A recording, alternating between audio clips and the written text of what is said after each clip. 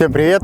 Сегодня у нас будет необычный ролик для нашего канала. Этим роликом мы открываем новый раздел, который будет называться «Наши проекты». Я сегодня в этом видео расскажу о воплощенной идее нашего кастомного прицепа для нашей технички Dodge Ram.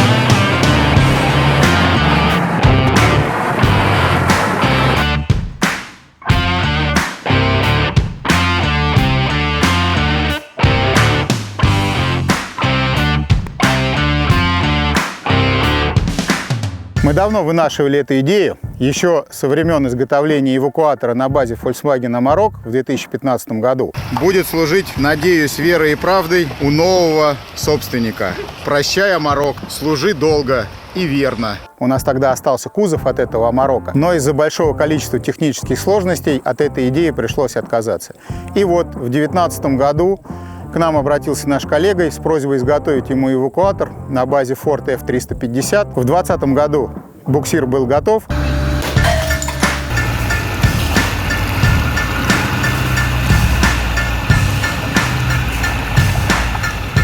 Мы у коллеги выкупили кузов для того, чтобы воплотить в жизнь нашу идею. В дальнейшем в этой рубрике мы будем рассказывать и по возможности показывать о воплощении наших железных идей, бессмысленных и гениальных, бредовых, но рациональных. В общем, все то, с чем нам приходится сталкиваться, это монтаж оборудования, изготовление эвакуаторов, ремонт эвакуаторных установок, а также производство всяких принадлежностей для эвакуации, таких как блоки, адаптеры, вилки и так далее. Итак, приступаем к самому прицепу.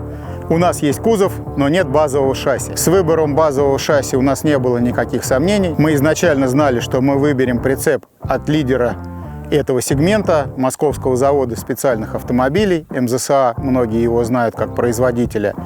И хотели бы выразить огромную благодарность Андрею Андреевичу Буданову, коммерческому директору, за консультации в процессе производства, и отделу продаж Евгению и Антону, которые помогли нам провести необходимые замеры для того, чтобы выбрать подходящий для нас прицеп. После приобретения и постановки на учет мы приступили к разборке прицепа для того, чтобы демонтировать все ненужные детали и оставить только шасси, условно говоря, раму с осью. Сейчас мы его загоним на моечку. В принципе, он чистый, но чтобы в боксе не натекло, надо вот тепленькой водичкой посмывать это все.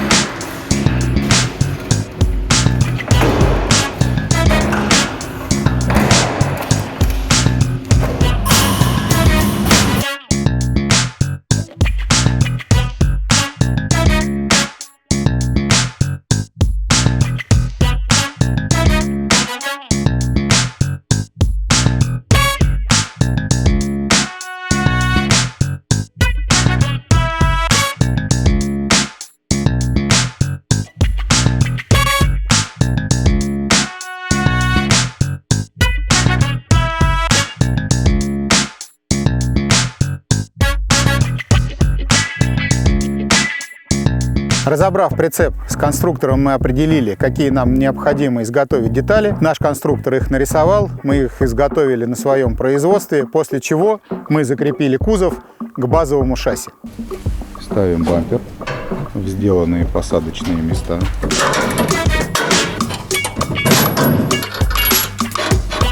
Вот электрик у нас фонарики ставит, мудрит тут. Следующим этапом нам было необходимо разобраться с осью, в связи с тем, что у базового прицепа была ось меньшей грузоподъемности, и здесь стояли 14-дюймовые колеса.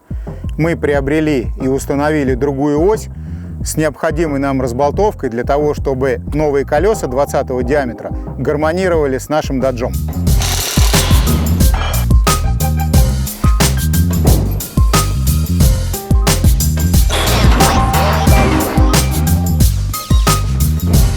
После того, как мы решили вопрос с колесами, следующим этапом, вернее вопросом, нам необходимо было решить проблему в связи с тем, что здесь по периметру было очень много отверстий. Так как Ford был с двухскатной ошиновкой, мы демонтировали большие локеры, которые здесь стояли. И когда мы их сняли, мы просто ужаснулись. Здесь были большие отверстия, но это понятно, потому что он крепился. А вот здесь арка крыла, вот этот сектор, он был обрезан настолько неаккуратно, такое ощущение, что его просто открыли, вернее, срезали консервным ножом. И для того, чтобы это привести в какой-то эстетический красивый вид, мы сделали следующее. Мы нарисовали вот эту пластину, она состоит из 5 деталей, то есть 1, 2, 3 и 4, 5 с той стороны. То есть это было все сварено для того, чтобы повторить радиус крыла и учесть все эти изгибы. Мы это все изготовили, соответственно, это все было сварено, отшлифовано, отполировано и закреплено на винтовые заклепки. После чего мы подобрали расширители и арки крыла, установили этот расширитель.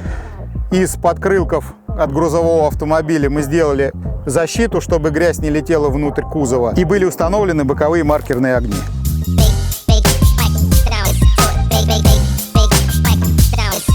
Следующей проблемой, с которой нам пришлось столкнуться, это передняя часть кузова. В связи с тем, что она стоит за кабиной, здесь было много отверстий, ребер силовых и так далее. И для того, чтобы это выглядело красиво и эстетично, мы вырезали пластину из нержавеющей стали по окантовке переднего борта. Изначально мы хотели сделать эту пластину блестящую, из нержавеющей стали, но потом поняли, что свет от задних фонарей, габаритный, стоп-сигналов будет отражаться в этой блескучке и будет давать блики на зеркало заднего вида. И поэтому пришлось от этой идеи отказаться. Мы покрасили ее в черный цвет, закрепили на заклепках. Ну вот так это получилось. Практически, когда все было готово и у нас уже было все замонтировано, мы столкнулись с проблемой, которую мы не ожидали. В связи с тем, что по требованию технадзора поворотник должен быть желтый, а у американских автомобилей поворот и стоп совмещены в одном фонаре, и они красные, и это сделать было здесь достаточно проблематично, нам пришлось придумать совершенно новую схему. И для того, чтобы эта система работала правильно на этом фонаре, мы взяли команду стоп-сигнала с верхнего дублирующего фонаря, а команду поворота мы сняли с заднего фонаря. Мы даже не ожидали, что наш прицеп получится настолько функциональным, начиная с жесткой крыши, на которой мы теперь возим лодку, а внутри у нас лежит оснастка для эвакуации и другие принадлежности, но и также достаточно удобный доступ для погрузки и выгрузки всякого нашего скарба.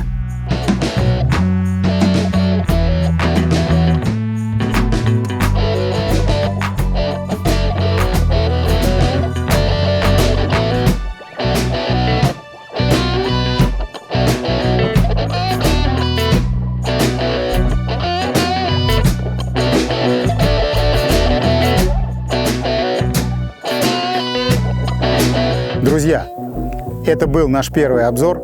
Надеюсь, он вам понравился и он не вышел как первый блин комом. Делитесь впечатлениями, комментируйте, ставьте лайки. Всем всего доброго, берегите себя. Пока!